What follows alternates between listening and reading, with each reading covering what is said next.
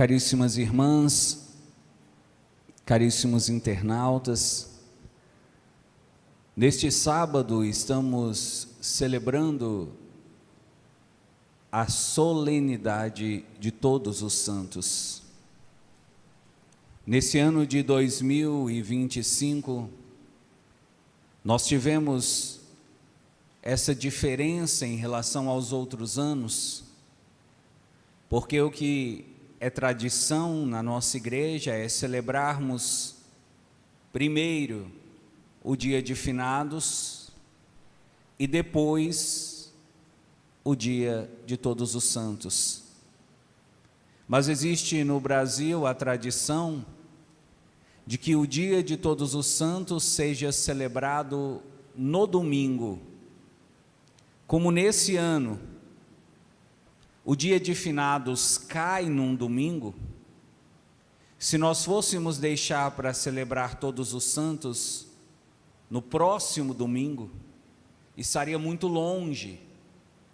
Então a igreja decidiu antecipar o dia de Todos os Santos para o sábado. Então nesse ano, excepcionalmente, nós celebramos o dia de Todos os Santos antes do dia de finados.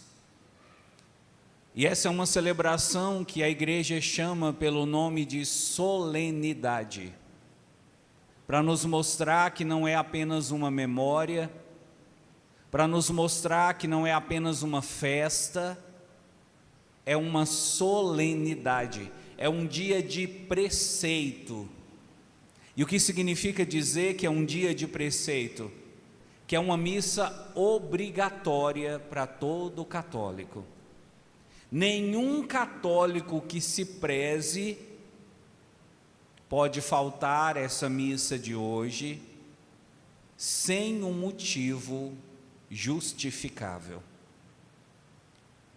Eu, quando estava me preparando para essa missa, fazendo as minhas contas e conhecendo o povo norte-mineiro, sobretudo o povo de Montes Claros, eu logo pensei, meu Deus, missa de Todos os Santos cair num sábado, que não é um dia muito tradicional para as pessoas irem à missa.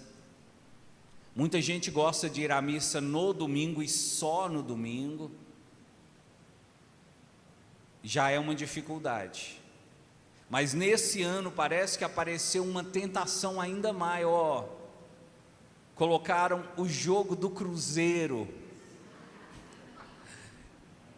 e eu estou de lá de casa ouvindo só o barulho dos foguetes e pensando, minha Nossa Senhora, mais uma tentação para tirar o povo da missa. Pois fique você sabendo, meu irmão, minha irmã, quem não veio à missa por causa do jogo do Cruzeiro, ainda que o Cruzeiro ganhe ou perde, não poderá comungar na missa de amanhã, porque estará com a sua comunhão rompida com a igreja. Daí a importância de nós entendermos que aquele mandamento que diz guardar domingos e dias santos faz referência a solenidades. Toda solenidade, a nossa presença na igreja é obrigatória. E você deve estar perguntando, mas padre, por que a missa de hoje é tão importante assim? A ponto de que se uma pessoa não participar, ela não pode nem comungar na outra missa que ela for.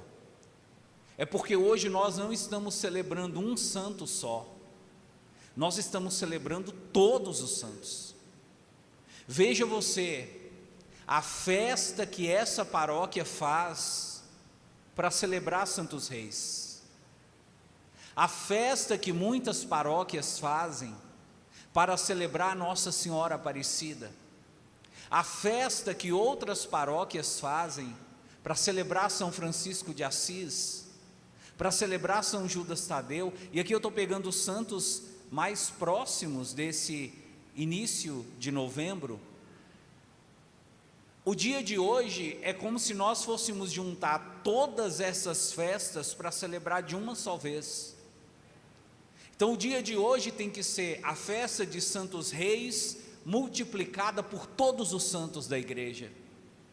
No dia de hoje tem que ser a festa de Nossa Senhora Aparecida multiplicada por todos os santos da igreja. Então hoje, meu irmão, minha irmã, para nós católicos, é um dos principais dias, porque hoje estamos celebrando não apenas o santo da nossa devoção, não apenas o padroeiro da nossa paróquia, não apenas o santo ao qual foi dedicada a capela, ao qual foi dedicado aquele oratório, ao qual foi dedicada aquela paróquia, aquela diocese. Estamos celebrando hoje todos os santos do mundo inteiro, de todos os tempos, todos os santos que já passaram pela igreja, todos os santos que foram canonizados, todos os santos que morreram no anonimato, todos, sem exceção, do mundo inteiro, de todos os tempos. Por isso essa data é tão especial para nós católicos, como forma de prestarmos a nossa homenagem, não apenas a Santos Reis, mas a todos os santos e santas da igreja, possamos dar a eles uma grande salva de palmas.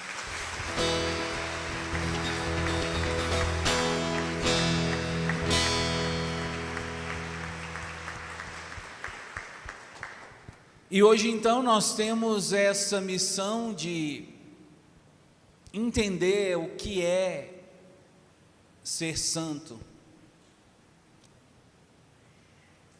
E temos essa missão de procurar perceber por que antigamente surgiam tantos santos e hoje já não temos mais tantos santos assim. Eu atribuo isso, meu irmão, não só ao fato de que muitas pessoas estão se afastando da igreja, muitas pessoas estão perdendo aquela devoção, aquele amor, aquele apego às coisas de Deus, mas eu atribuo isso também a uma noção equivocada que nós temos do que é ser santo. E aqui durante essa homilia eu quero explicar para você a quantidade de informações erradas, equivocadas, truncadas, que nós guardamos como se isso fosse conceito de santidade. A primeira dificuldade que eu vejo, ela tem a ver com o nome santo, a palavra santo, porque essa palavra santo, ela vem do hebraico. Em hebraico, santo se diz kadosh. Vamos falar juntos? Esses dias eu estava indo celebrar a missa na comunidade de São Francisco, para ser em frente a uma lanchonete aqui no Santos Reis. O nome da lanchonete, Kadosh. Eu falei, gente, esse povo aqui parece que até sabe que Kadosh significa santo. Muitos evangélicos sabem disso. Alguns de nós católicos não sabemos, mas hoje você já sabe como se diz santo no hebraico, Kadosh. No grego, a palavra santo se diz hagios. E sabe o que Kadosh e hagios significa? Santo, mas santo é o que nós entendemos. A tradução literal de Kadosh é separado. Se nós perguntássemos então, do ponto de vista etimológico, o que significa a palavra santo, significa separado. E aqui já começa as más interpretações.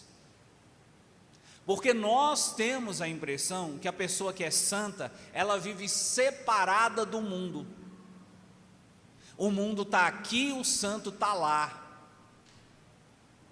No passado, só para vocês terem ideia, no início do cristianismo, levavam tão a sério essa coisa de que para você ser santo, você tem que ser separado, que muita gente pensava que para ser santo tinha que ir embora da cidade, tinha que ir embora da civilização, tinha que morar no deserto, tinha que morar dentro das grutas, tinha que morar sozinho nas montanhas, porque se você está no meio dos outros, isso não é ser santo. Ser santo é ser separado, é não estar junto. E aí muitas pessoas começaram, e até hoje tem essa interpretação: eu não consigo ser santo, porque eu não consigo levar uma vida separada, eu não consigo levar uma vida isolada. Olha, por exemplo, o modelo de santidade das irmãs do Carmelo. Quem aqui já foi lá nas irmãs do Carmelo aqui de Montes Claros? Diga amém. As irmãs, elas vivem separadas. Eu não sei se você já percebeu, tem uma grade que separa. Se você vai lá visitar, você não pode passar da grade, porque elas estão separadas, elas estão longe de nós, do povão, da multidão. E até hoje muitos conservam essa ideia de que a santidade, ela só acontece quando você separa, quando você afasta das pessoas. E muita gente tem essa impressão: para eu ser santo, eu tenho que parar, eu tenho que afastar do ser humano. Onde tem gente, eu tenho que sair fora. Então eu tenho que parar de ir na festinha. Minha família vai fazer uma confraternização, eu tenho que parar, eu não posso ir. Agora, final do ano, vai ter a formatura, eu não vou na formatura porque eu quero ser santo. Uma vez eu encontrei uma mãe dizendo isso: padre, eu estou passando maior dificuldade com a minha filha, porque minha filha entrou num grupo de oração e falaram para ela que para ela ser santa, ela tem que levar uma vida separada. A turma dela vai formar, ela já pagou toda a formatura e ela não quer ir mais, porque ela acha que se ela for na formatura, ela vai pecar, porque ela não vai estar separada. Esse é a primeira pedra de tropeço que nós encontramos no caminho da santidade: achar que o caminho da santidade é um caminho que se faz separado. Tem gente que para ser santo fica até de mal da família e diz: minha família é condição de pecado, é pedra de tropeço, então eu não converso com minha mãe, eu não converso com meu pai, eu não converso com meus irmãos, eu não vou na casa da minha cunhada que é fofoqueira, eu não vou na casa da minha tia que ela já frequentou o espiritismo. Então cria para a pessoa uma atmosfera de isolamento que não convém. Perceba o caso de Jesus. Na sua opinião, Jesus é santo, sim ou não? Sim. A Bíblia diz: Jesus não é só santo, ele é santo, santo, santo. Quantas vezes santo? 3 vezes santo. Jesus é santo, santo, santo. Ninguém é santo como Jesus é santo. Agora pensa com o padre. Jesus, quando veio a esse mundo, ele viveu uma vida separada das pessoas, ou ele viveu misturado no meio do povo? Aí você começa a pensar: tem alguma coisa de errado com esse conceito, porque o próprio Jesus, o modelo de santidade que ele adotou, não foi de uma santidade dentro do quarto, não foi de uma santidade vivendo sozinho no deserto, foi de uma santidade no meio das pessoas, foi de uma santidade conversando com as pessoas. Jesus até em festa ele foi. As bodas de Caná foi uma festa, servia vinho, o povo ficava bêbado na festa e ele foi. Ele deixou de ser santo por causa disso, sim ou não? Então aqui fica para nós essa reflexão: será que o modelo de santidade que Jesus quer para mim é o modelo que eu aprendi ao longo dos anos, a gente vai perceber que a nossa catequese, no que diz respeito à santidade, a ensinar a santidade, é muito falha. A nossa catequese, a catequese que nós passamos nas missas, que os catequistas passam para as crianças, eu quero até aproveitar que eu fiquei sabendo que hoje nós temos vários catequistas aqui, é uma catequese falha, porque a gente não ensina corretamente o que é ser santo. Se você fosse fazer a seguinte pergunta nas ruas, vamos imaginar que nós pegamos aqui os catequistas da paróquia Santos Reis, entregamos para cada um deles uma prancheta, para sair de casa em casa perguntando assim: para você, o que é ser santo? Com certeza, nós iríamos ouvir as respostas mais diferentes possíveis, principalmente no meio dos católicos, onde o conceito de santidade está muito diluído.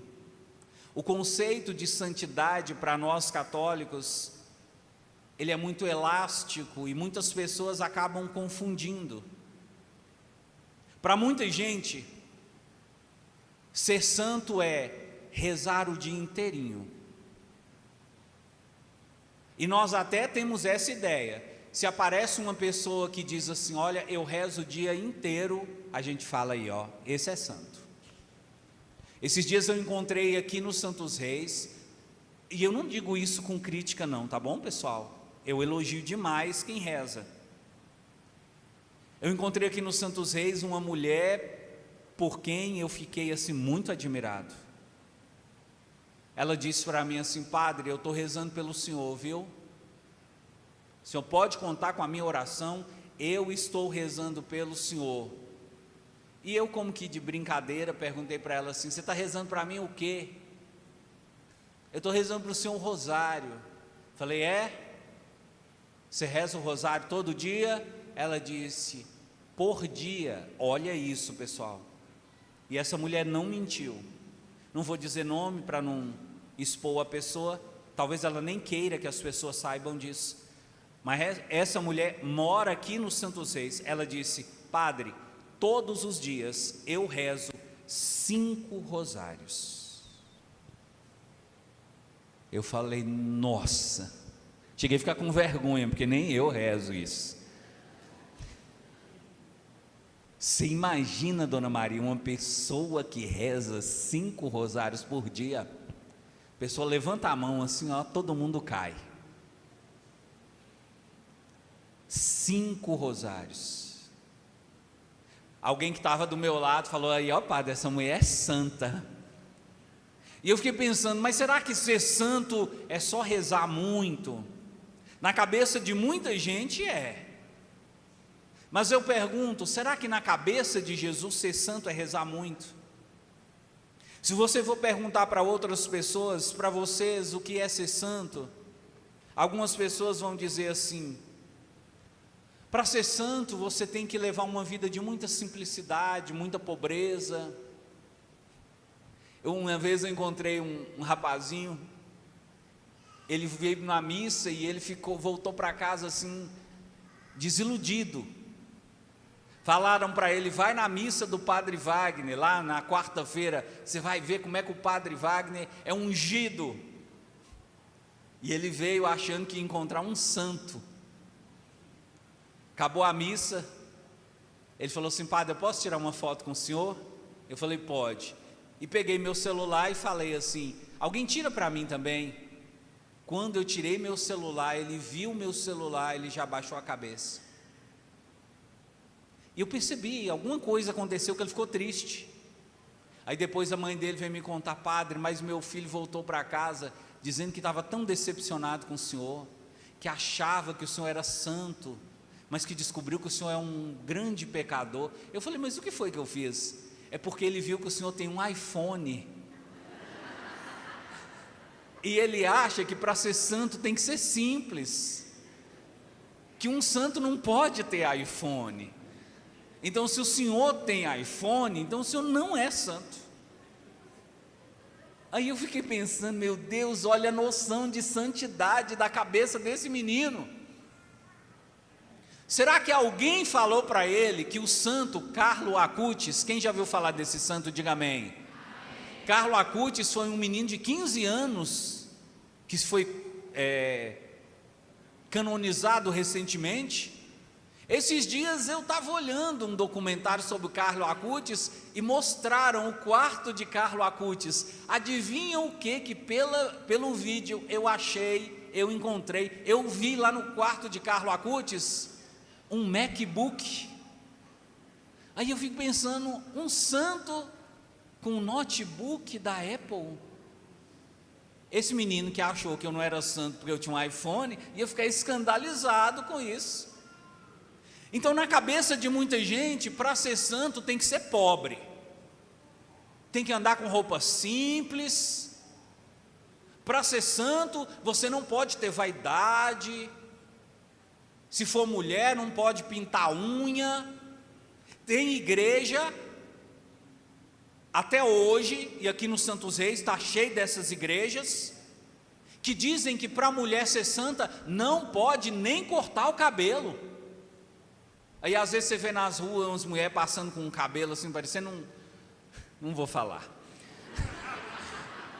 Aí bate um vento, você chega a ficar assustado, fala, meu Deus, não pode cortar o cabelo, por quê? Eu quero ser santo. A pessoa, para ser santa, não pode usar um anel de ouro, de prata, isso depõe contra a santidade. Então veja, na nossa cabeça, o conceito de santidade está tão deturpado, que muita gente não quer ser santo. Se você perguntar para muito jovem lá fora, ei, você quer ser santo? Ele vai falar, eu não, para eu ser santo eu tenho que rezar o dia inteiro, eu não gosto de rezar o dia inteiro. Para eu ser santo, eu não posso usar meu tênis de marca. Para eu ser santo, eu não posso ir na minha festinha. Para eu ser santo, eu não posso mais ficar conversando com meus amigos. Eu não quero não, eu quero a vida que eu estou levando.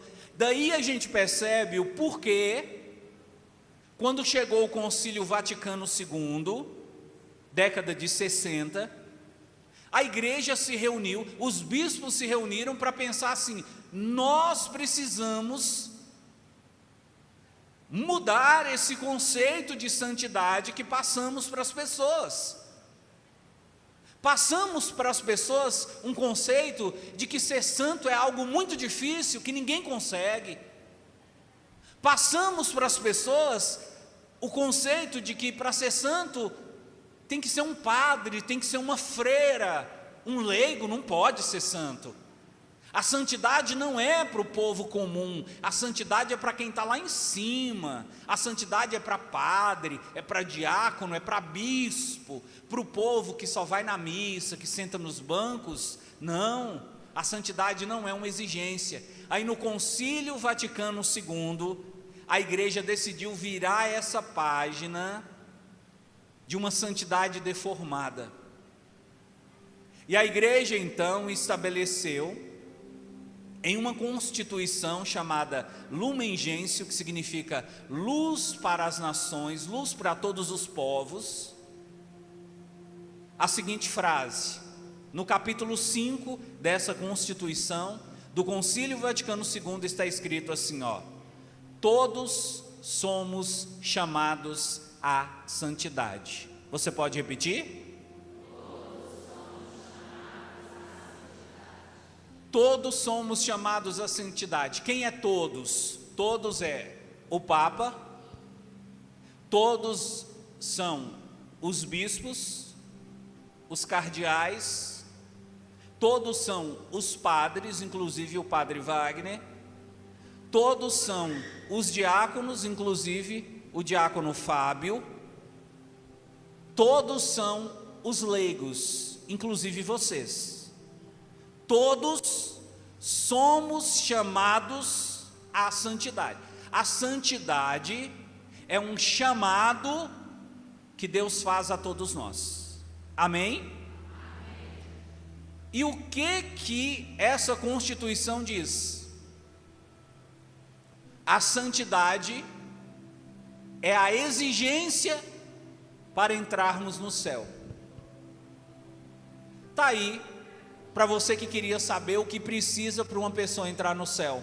Só uma coisa: para entrar no céu, eu preciso ser, você precisa ser. Então você vai dizer assim para você mesmo, fala assim batendo no peito: para entrar no céu, eu preciso ser santo. Fala para a pessoa que está do seu lado: você precisa ser santo. Nós precisamos ser santos. Você, internauta, precisa ser santo. Agora, como fazer para ser santo? Se o padre está dizendo que para ser santo eu não preciso ir embora para a montanha, para ser santo eu não preciso ficar vestido com roupa de saco o dia inteiro, para ser santo eu não preciso ficar dormindo no chão o resto da vida, para ser santo eu não preciso abrir mão das coisas que eu tenho. Se o padre está dizendo que para ser santo eu não preciso afastar das pessoas que estão ao meu redor, o que é que eu preciso para ser santo? E aí nós vamos encerrar trazendo essa receita que não é minha, é de Jesus. No evangelho de hoje, Mateus capítulo 5, Jesus dá a receita para quem quer ser santo. Vou perguntar e quero ouvir você. Quem aqui deseja ser santo, diga amém. Amém. Eu não ouvi. Amém. Você que é internauta, está nos assistindo, deseja ser santo? Se você deseja, digita aí amém. Digita aí, internauta. Vamos lá. A receita de Jesus para ser santo. Primeira coisa: seja pobre em espírito. Repita. Perceba que Jesus fala de pobre em espírito. Jesus aqui está falando pobre em espírito para dizer que existe o pobre material, é aquele que não tem muitas coisas materiais, e existe o pobre em espírito. O pobre em espírito é aquela pessoa que não tem cobiça, que não fica desejando o que não é dele, é aquela pessoa que é feliz com o que tem. É aquela pessoa que não fica se achando infeliz porque não tem a roupa de marca, porque não mora numa casa chique. É aquela pessoa que diz assim: olha, a minha casa é muito simples, eu moro numa casa, a minha casa não tem nem piso, é só a terra, mas eu sou feliz na casa onde eu moro. A cama onde eu durmo, ela é escorada com tijolo. Às vezes eu vou deitar, ela faz um barulho parecendo que vai quebrar, mas eu sou feliz. Eu deito naquela cama como se eu estivesse deitando no colo de Deus.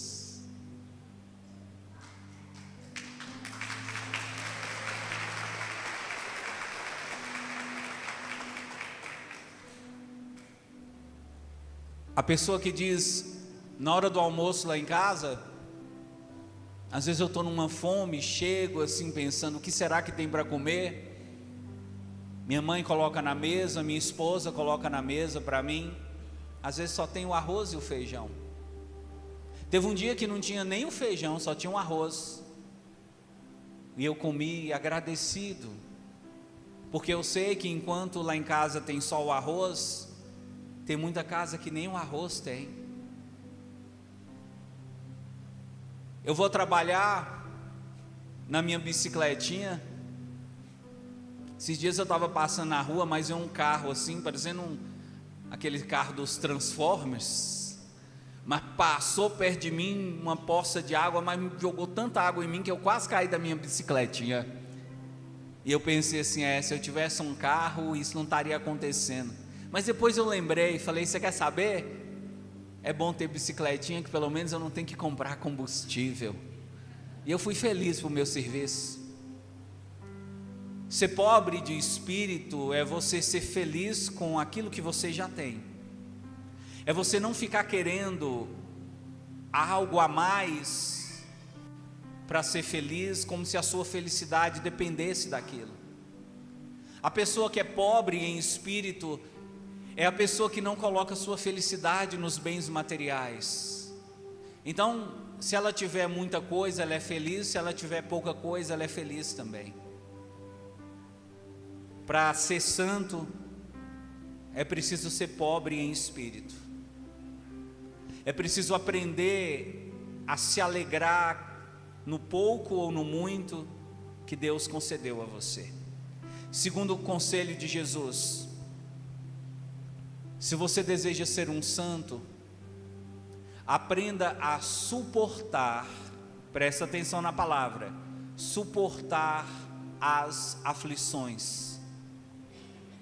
Porque na vida de um santo acontecem muitas aflições. A palavra de Deus diz: por muitas aflições passa o santo, mas de todas elas o Senhor o livra. Se você está buscando a santidade, você precisa aprender a suportar, a ter mais força para enfrentar, a não entrar em desespero, a não pensar em suicídio, a não ficar chorando pelos cantos, brigando com todo mundo, achando que sua vida acabou. Não, essas provações, elas são como que o fogo que purifica o ouro e que faz com que um homem santo se aperfeiçoe ainda mais no caminho de santidade. Terceira dica de Jesus: se você deseja ser santo, procure ser paciente, procura saber esperar o tempo de Deus, procure entender que as coisas não acontecem, não é no seu tempo, é no tempo de Deus. Procura dar tempo ao tempo, procura não ser tão afobado, tão afoito, tão precipitado, não passar os pés pelas mãos. Pensa, respira, acalma, espera. É no tempo de Deus que as coisas acontecem. Outro conselho de Jesus: se você deseja ser santo, procure ser uma pessoa justa, procure ser uma pessoa honesta, procure ser uma pessoa que não passa a perna nos outros, que não fica com o que não é seu. Procure ser uma pessoa que viva do suor do seu trabalho e que não fique querendo se apoiar nos outros, aproveitar da inocência dos outros para ter alguma coisa na vida. Outro conselho de Jesus: se você deseja ser santo, seja misericordioso. Quando você descobrir os defeitos das pessoas, quando você descobrir o podre que existe em cada ser humano, não exponha, não coloque para frente, não divulgue. Tenha misericórdia, tenha compaixão. Trate essa pessoa do jeito que você gostaria de ser tratado, se aquilo que você descobriu estivesse acontecendo na sua vida. Se você deseja ser santo, seja puro de coração. Procura não guardar ódio, procura não guardar mágoa, procura não ficar de mal de ninguém, procura não ficar com inveja das pessoas, cobiçando os bens alheios.